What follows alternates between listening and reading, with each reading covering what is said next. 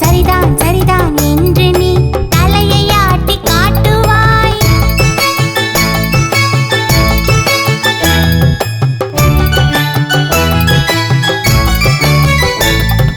கன்றே கன்றே ஓடிவா, காலை கன்றே ஓடிவா, இன்றே கூடி இருவரும் இன்பமாக பேசலாம். அம்மா என்று நாங்களும் அழைக்கின்றோமே அன்னையை, அம்மா என்று நீயுமே அழைப்பதெங்கள் பாடமோ? பாலை குடித்த பிறகுதான் வேலை ஒன்றும் இல்லையே, வாலை தூக்கி என்னிடம் வளைந்து குதித்து ஓடிவா. சொரிந்து கொடுத்து உனக்கு நான் சொன்னேன் ஏதோ வார்த்தைகள்.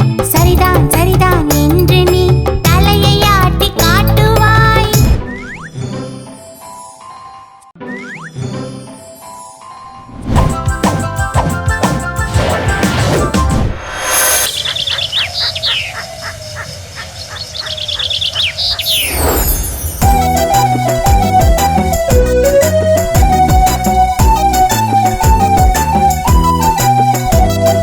துள்ளி துள்ளி ஓடுது பார் வெள்ளை முயல் அம்மா, அதை மெல்ல ஓடி பிடித்திடவே மிகவும் ஆசை அம்மா.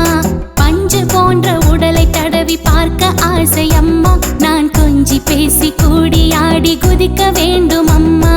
பளிங்கு கண்ணை கூர்ந்து நானும் பார்க்க ஆசை அம்மா, அது ஒளிந்து கொள்ள புதரை நோக்கி ஓட பாக்குதம்மா. புல்லை தினமும் பிடுங்கி பிடுங்கி போடுவேனே அம்மா, அது மெல்ல மெல்ல கடித்து கடித்து உள்ளே தள்ளும் அம்மா. நெட்டை காது இரண்டும் மேலே நிமிர்ந்து நிற்குதம்மா, நான் தொட்டு பிடித்து இழுக்க மாட்டேன் சொல்லை நம்பு அம்மா.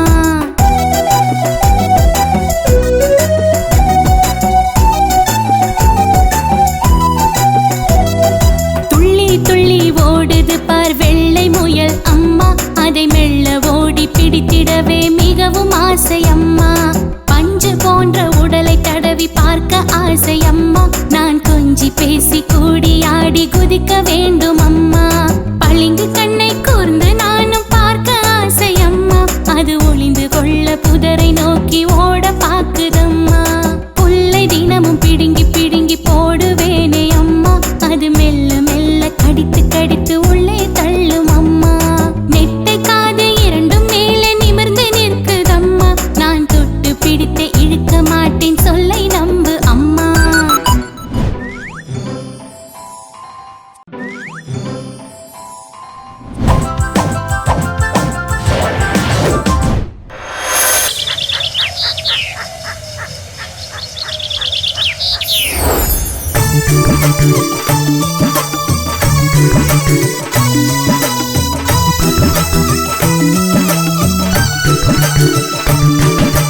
வீட்டை முதுகில் தூக்கிடுவார், மெல்ல மெல்ல சென்றிடுவார். ஆற்றில் நீந்தி வீட்டுடனே அக்கறை கூட சேர்ந்திடுவார். இரும்பை போன்றது அவர் வீடு, எவரும் அசைக்க முடியாது. குறும்பு சிறுவர் கல்லெறிந்தால் கொஞ்சமும் உடைய மாட்டாது. காற்றில் கூரை பறக்காது, கனத்த மழையில் ஒழுகாது. ஓட்டு வீடே ஆனாலும் ஒருவர் தானே வசித்திடலாம். யார் வீடு? ஆமாம், அந்த வீடு. யார் வசிக்கும் வீடு? ஆமை முதுகு ஓடு, அதுவே அதற்கு வீடு.